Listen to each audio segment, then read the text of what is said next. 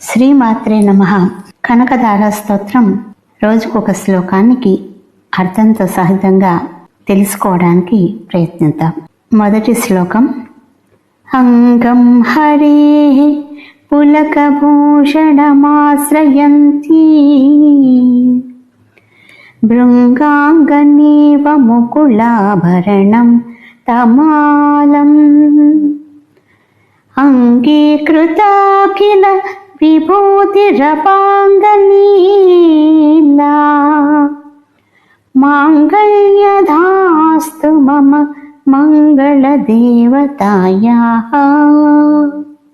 అంగం హరేహే అంటే విష్ణుమూర్తి యొక్క అంగం పులకభూషణమాశ్రయంతి. పులకం అనేటటువంటి ఆభరణాన్ని ధరించినటువంటి వాడు శ్రీ మహావిష్ణువు. శ్రీ మహావిష్ణువు యొక్క వక్షస్థలంలో లక్ష్మీదేవి అలంకృతమై ఉంది. కృష్ణ భగవానుడు పులకం అనేటటువంటి ఆభరణాన్ని ధరిస్తాడు. అలానే శ్రీ మహావిష్ణువు పులకం అనేటటువంటి ఆభరణాన్ని ధరించి ఉన్నాడు. ఈయన ధరించినటువంటి ఆభరణం శ్రీ మహాలక్ష్మీదేవి. భృంగాంగనేవ అంటే ఒక ఆడతేనెటీగ. ముకుళాభరణం తమాలం. తమాలం అంటే తమాలం అనేటటువంటి ఒక వృక్షం. అది నీలి రంగులో ఉంటుంది. తమాల వృక్షం నీలివర్ణం కలిగి ఉంటుంది. సుగంధ భరితంగా ఉంటుంది. ఆ పరిమళాలని అంతటా వ్యాపింపచేస్తూ ఉంటుంది. ఆ తమాల వృక్షానికి మకులాభరణం అంటే మొగ్గలు కలిగి ఉంటుంది.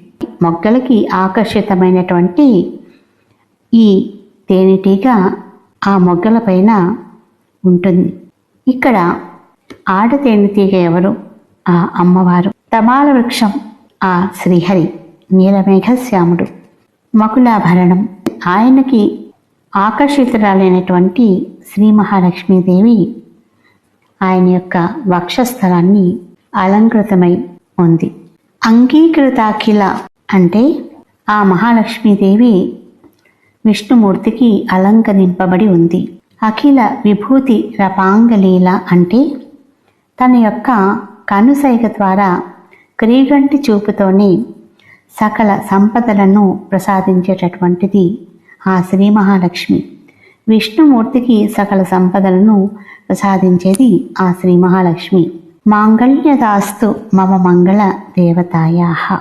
మాంగళ్యదాస్తు మమ మంగళ దేవతాయాః అంటే ఏ విధంగా విష్ణుమూర్తికి సకల సంపదలను తన యొక్క క్రీగంటి చూపుతోనే ప్రసాదిస్తూ ఉంటుందో అలాంటి మంగళాలను మనకి కూడా శ్రీ మహాలక్ష్మి తన యొక్క చల్లని చూపులతోటి ప్రసాదించమంటూ ప్రార్థిస్తూ ఉన్నాము అనేటటువంటి భావన ఈ శ్లోకం ద్వారా వ్యక్తపరుస్తూ ఉన్నారు.